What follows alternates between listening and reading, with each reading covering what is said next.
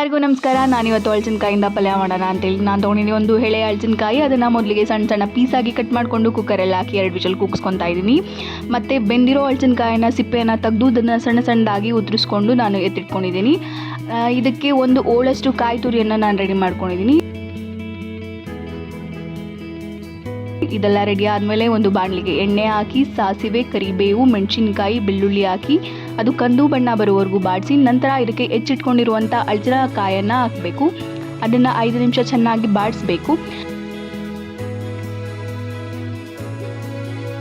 ನಂತರ ಇದಕ್ಕೆ ತುರಿದಿಟ್ಕೊಂಡಿರುವಂಥ ಕಾಯಿ ತುರಿಯನ್ನು ಹಾಕಿ 1 ಸ್ಪೂನ್ ಒಂಚೂರು ಅರಿಶಿನ ಹಾಕಿ ಮೆಣಸಿನ ಪುಡಿಯನ್ನು ಹಾಕಿ ಒಂದು 5 ನಿಮಿಷ ಚೆನ್ನಾಗಿ ಬೇಯಿಸಿದ್ರೆ ಹಲಸಿನಕಾಯಿ ಪಲ್ಯ ರೆಡಿ. ನಾನಿಲ್ಲಿ ಉಪ್ಪು ಹಾಕೋದನ್ನ ಆ್ಯಕ್ಚುಲಿ ಮರ್ತಿದ್ದೀನಿ. ಆದರೆ ನೀವು ಮಾತ್ರ ಉಪ್ಪು ಹಾಕೊಳ್ಳೋದನ್ನು ಮರಿಬೇಡಿ. ರುಚಿಗೆ ತಕ್ಕಷ್ಟು ಉಪ್ಪು ಹಾಕ್ಕೊಳ್ಳಿ, ಹಲಸಿನಕಾಯಿ ಪಲ್ಯ ಮಾಡ್ಕೊಳ್ಳಿ. ಧನ್ಯವಾದಗಳು.